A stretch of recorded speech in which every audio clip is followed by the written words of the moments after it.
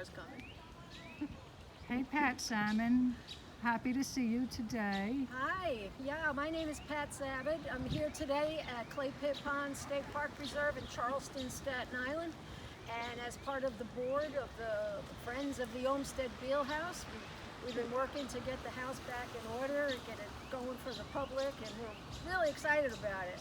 Oh, we want to talk about one of the main players in the history of the Olmsted Beil House. We want to talk about Carlton Beil today. And the reason we chose Clay Pit was because when I started working here in 1985, Carlton was already working here. So I had the good pleasure to work with Carlton for over 8 years during my years here. And I certainly learned a lot from Carlton Beil. And I wanted to share some of that with you, and some of Carlton's background and some of his history and their love of the house, the whole Beil family. So we're happy to be here today, and we're looking forward to putting this video out there to spread the good word about the Olmsted Beil House and the history of Mr. Carlton Beil. I can simply start by saying that Carlton was born in 1908. He was born in Manhattan. It seems that his father must have died at a young age. So his mother moved her two sons, Carlton and his brother, to the Concord section of Staten Island. And as luck would have it, they moved right by Brady's Pond. So in no time at all, when Carlton was a little older, he went to study, look at, admire, enjoy Brady's Pond over in the east shore of Staten Island. And it had a tremendous influence on him. He fell in love with nature at that point. He was only 7 or 8 years old at the time. And he just dove into learning about nature, flora, fauna, geology, all kinds of exciting things, just simply by visiting Brady's Pond. And he continued his studies throughout the years. And then when he was about 14 years old, he discovered this place in the St. George section of Staten Island, and is none other than the Staten Island Institute of Arts and Sciences. He was, like I said, about 12, 14 years old, and he had the really good fortune to be at the Institute at a time when a number of the founders were still active, Mr. William T. Davis, Charles W. Lang. And there was a group of young men who were active at the museum too. They were referred to quite simply as Davis boys. And they had been taught by Mr. William T. Davis all about nature on Staten Island. Again, the flora, the fauna, the geology. It was, what he taught to these young men is unbelievable. So Carlton sort of came in at a time when Davis's boys were in their 20s, and they were really, one of these guys went on to be like world famous, Dr. James Paul Chapin. He went into Africa to explore the Belgian Congo, was one of the first white people to do that. So, Carlton met guys like that, and Mr. Davis, and Mr. Lang. But he also met this one man named Carroll Stryker. And Carroll had a club, and the club was simply called the Woodcraft League. And as a part of that club, he taught the young members of the club all about Native Americans and Native Americans on Staten Island, specifically the Lenape. And this was a very specialized program started by Ernest Thompson Seton, and he thought beyond the everyday Native American activities. He also taught them a philosophy about life, about giving back to others and sharing information, sharing your knowledge, educating people about the natural world. So Carlton was in the right place at the right time. He already had this established love of nature. He's at the Staten Island Institute where it's happening. It's the 1920s. These men who are going on to become famous are there, and he gets all kinds of involved at the museum and attending the nature club meetings and the section of natural history meetings and the Staten Island Bird Club meetings, and he meets other people his own age who were also interested in nature, people like Mathilde Weingartner. They became friends in the 20s at the Staten Island Institute, and they would remain friends their entire lives. They both lived on Staten Island, they studied nature, and they just sort of went into their elderly years at the same time and devoted their whole lives to education. So I'm thinking that if we head to the back here behind the park headquarters at Clay Pit Ponds, maybe we could talk a little bit about what I learned from Carlton when I started to work here in 1985. So let's take a little walk.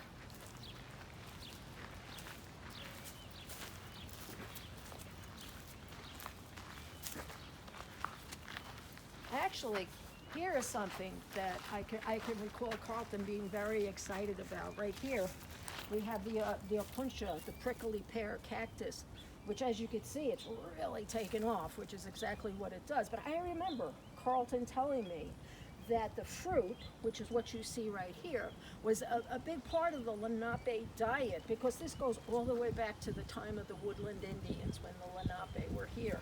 So this is actually one of the naturally occurring cactus, the only naturally occurring cactus on Staten Island. And here's a wonderful display of it, shall we say.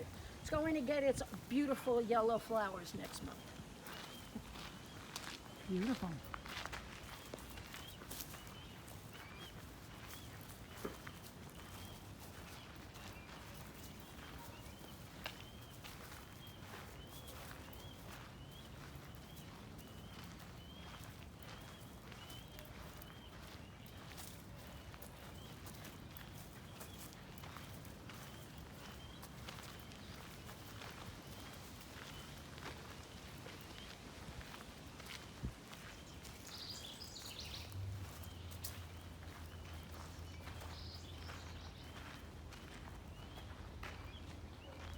So, as I said before, Carlton was greatly influenced by the people at the Staten Island Institute of Arts and Sciences.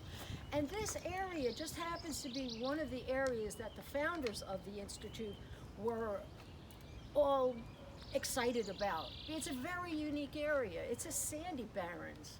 We don't have sandy barrens in New York City for the most part, but in this one section of Staten Island, it's a habitat that has now been preserved within the park.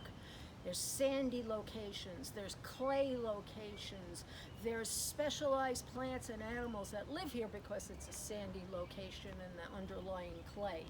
Now, one of the things that makes it unique too is that man has really impacted this property. And I mean, it goes back to the time of the Lenape. They were using this naturally occurring clay that you find underneath the soil here. It's like a white kaolin-like clay. And they were using it to make pottery and bowls and all kinds of purposes. But about the early 1800s, we start to see the records of a particular gentleman using the clay in this area to make bricks. His name was Abraham Ellis, and he had a very low-key operation. It was maybe himself and maybe a family member, maybe hired a guy or something like that. And the Ellis family was old on Staten Island. But eventually, this brick baron, who we know and love, found out about the clay that was here in this Charleston part of Staten Island, and he got really excited about it. He had a fire brick factory up in Manhattan, and he was getting clay all the way from Woodbridge.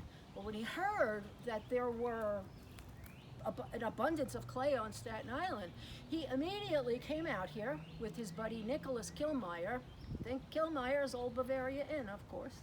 He came out here, checked out the clay, and realized this is great clay for making the fire bricks that I'm making up in Manhattan.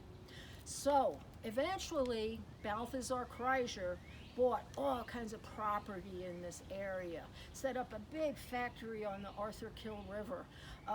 He hired hundreds, and at one point, I think there were almost 800 people working for the Kreischer family, and they had this huge operation over on the Arthur Kill. But they would come right where we're standing, and they would come and they'd find where the clay was and they'd dig it out. Simple enough, right? Well, today, when you're here at the park and the surrounding area, when you look over here,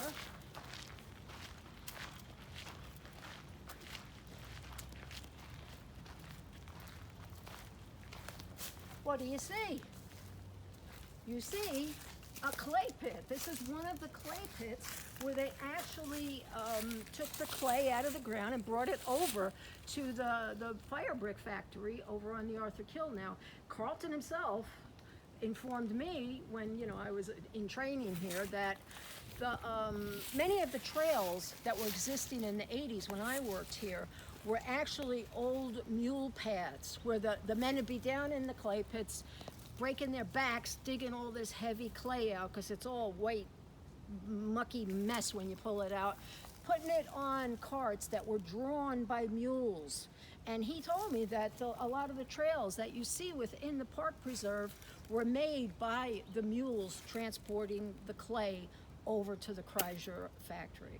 Now, when did this all happen? Well, it's Balthazar found out about the factory early 1850s, and he had a big operation going by the middle of that decade there. So now, when you go around the park preserve, you see all these old clay pits.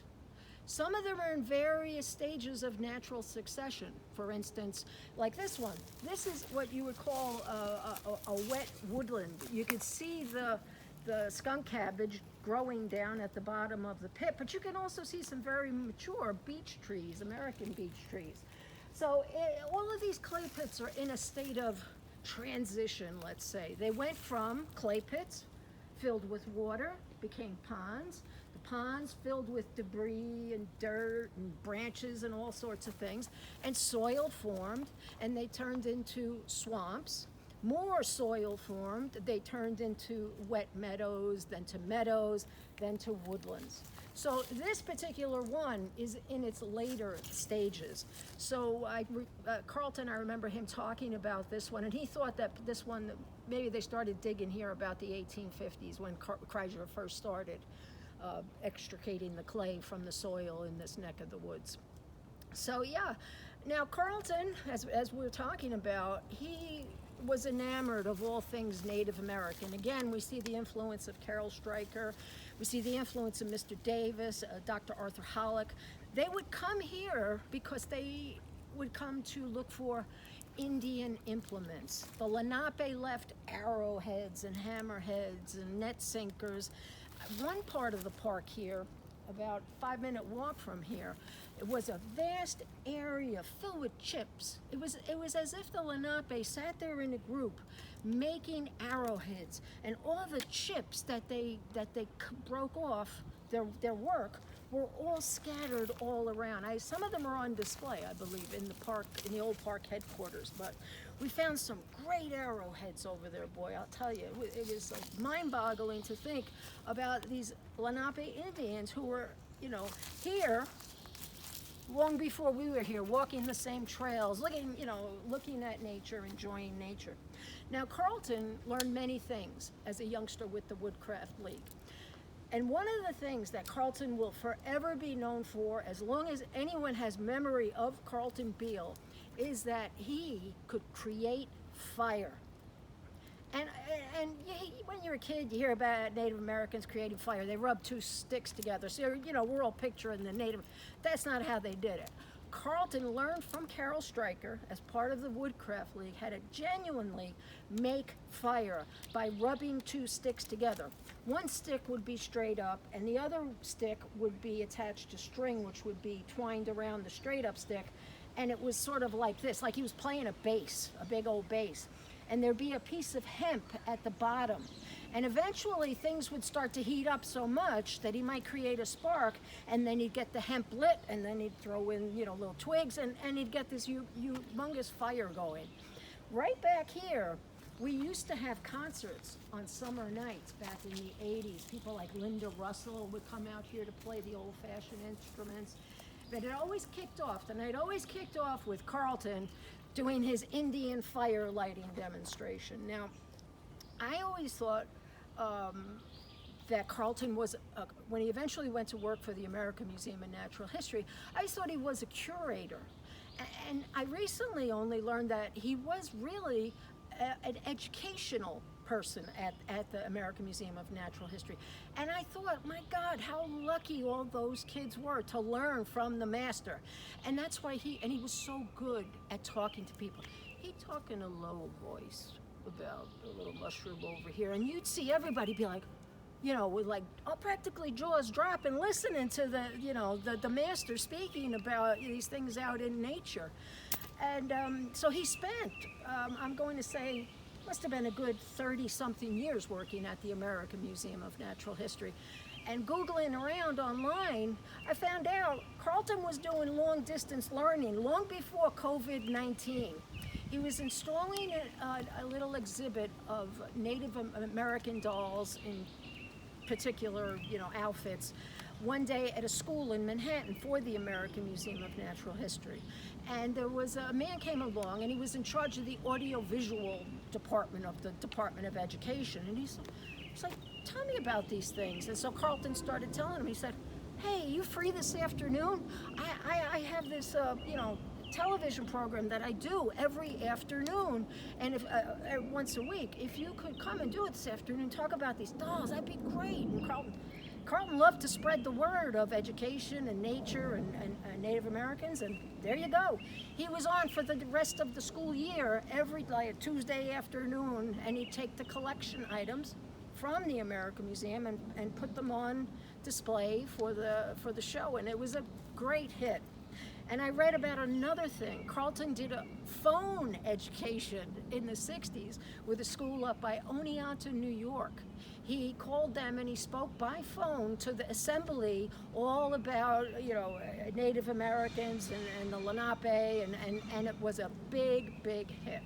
So anyway, Carlton was an educator through and through. When I worked here at the park, he was always bringing things in that we could put on display. One day, he brought in the jaw of a whale, jawbone of a whale. I think it's still in there, perhaps. Another time I know he brought dinosaur footprints from out west to the Staten Island Institute of Arts and Sciences, and we had it on display at Stuyvesant Place for 50 years or whatever it was. But he was the consummate educator, and when he explained things, whether you were 4 years old or you were 44 years old, you were captured by his description and his passion. He had these bright little blue eyes, and he'd start talking about nature, and all of a sudden, it'd be like, the lights would go on, and it was funny because in the cold weather, he'd just wear a light windbreaker, a dark-colored windbreaker, and he had his high-top black Converse sneakers on, no matter what the weather was. He was a very simple, down-to-earth guy, and I'm thrilled to have had that opportunity to work for him for like 8 years, and thrilled to be working on the Olmsted Beil house. And it was Carlton and his wife Louise's wish that the Olmsted house be preserved in perpetuity. So Carlton died about 2007. It was 2007, and the three Beil daughters knew it. You have Carlotta, and you have Eloise and Felicity, and they went right to work, getting parks involved and on the job. It was a tough job, but they did it. And I mean, it was Carlton's wish that, this unique house that has its start in the 1600s, around 1682, it meant the world to him and his wife that it be preserved. And, it's a fascinating house, and I've read a lot about the Beils growing up in the house, and I know Eloise said one of her favorite memories is the big wide porch that used to be all around the house, and they ride their tricycles, and Tina Casman Dunn even has this memory of riding their tricycles around on the big old porch, and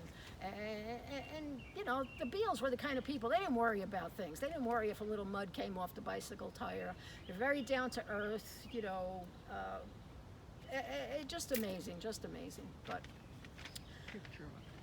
oh yeah, thank you. We have a nice picture of Carlton here that is from 1994 of him standing in front of what was then the Olmsted House. Actually, it was called the Poyon House. Then people said, whoa, Frederick Law Olmsted owned this house at one time. And so now it's called the Olmsted Beil House in honor of Carlton and his wife. I always like to point out that, Louise was a very quiet woman. I never met her. But it says a lot. I found an article from the Staten Island Advance by Diana Laurie, And Lori went to the Olmsted Beil house to do a story about Carlton back in, I'd say it was early 80s. And it was pouring outside. And Diana Lori had her heart set on Carlton creating fire, for the story. But it's pouring outside, you can't go out. Louise, come on, Carlton, just do it right here on the kitchen floor. And there's even a photograph in the Staten Island Advance that accompanied the article. She was right there with him on all those things, They had a very special relationship. There's a lot of love there. He called her loved, as in beloved. And she always called him Carl dear, as, they had a very wonderful relationship where they shared their love of history, their love of nature and things like that. But So Pat, you have a lot of great memories of things that Carlton taught you at Clay Pit. Tell us, for the video, if people come to Clay Pit, and hopefully we'll be able to have you lead a tour here soon, what are some of your favorite parts of Clay Pit that you will show people when they come on your live tour? Right. Date TBA. Right. Well, we start at the Clay Pit to talk about the history and how, Carlton educated me about the Clay Pits and the Kreischer family and Balthazar Kreischer. So we would definitely take that in, and, then we'd go into a discussion about what's so unique nature-wise. And then we'd learn a lot of the things that Carlton taught me again about how, the Rufusida towhee likes the sandy barrens. I remember right here in this area, Carlton telling me about wildflowers that lack chlorophyll. I came across this thing one day and I was like, what the heck is that? It's not green. It almost looks like it's dead, but it's alive. It made no sense whatsoever. So before I could get to a field guide, I saw Carlton. I was like, Carlton, come with me. I got to show you this. He explained the whole thing to me and told me that there were other, species related to this particular one that had lacked the chlorophyll. He taught me a lot about mushrooms. I can remember there was an amanita mushroom right on this trail that we found one day, and he went into a discussion about how poisonous they are, but so much of what I learned from Carlton was about the Native Americans.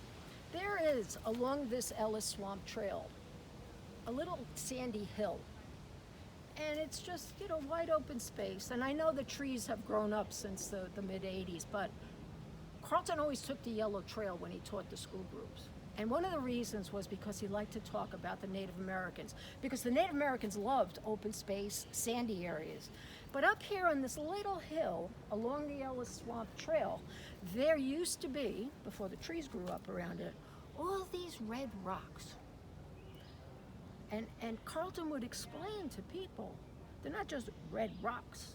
You take them and you don't take them, but you look at them and you'll see that they've been burned in fires. It was a former Indian fireplace. And he's the one who recognized it. And he would teach the students, young and old, about things like that. So we would take a look at the old Indian fire rocks up there. Again, the last time I checked, again, the trees had grown over. Another thing that, Carlton was very excited about here were, I don't know what the count is now, but there were 10 or 11 species of oaks within the park preserve here. And it was all kind of pin oaks and red oaks and black oaks and white oaks and this and horse and all kinds of oaks. And very often they would hybridize and they'd create a whole new variety. And, it'd get sent out to the big time botanists to figure it out, what it was a cross between. And Carlton he'd be going along the trails and picking up the different oak leaves, and if one looked a little peculiar, he'd try to figure out if it's just a cross between a pin oak and a red oak. And look at those acorns over there. This is a traditional black oak acorn, but look at that one. That one is like a cross between a post oak and a black oak, So he was mesmerized by all of these different, so we talk about all these different oak species and how he studied them.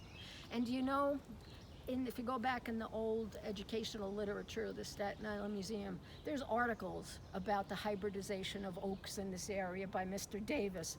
And there was Carlton carrying on, you know, the work of Mr. Davis and Mr. Lang and Dr. Britton. And, you know, I have to point out, too, that many of us learned from Carlton. It wasn't just me. I mean, Ed Johnson, Ray Matarazzo, some of the naturalists that I worked here with, you know, he was the go-to person. You found something you didn't know, you couldn't figure it out, you went to Carlton Beil. End of story. Well, and Carlton always knew, I could say Carlton always knew the answer. He always did. well, thank you for continuing the legacy along with the others that you named. Certainly, we are indebted to you all on Staten Island, and you're a treasure on the board of Friends of Olmsted Beil House. So thank you for everything you do, Pat. We really appreciate it. Thank you. Thank you.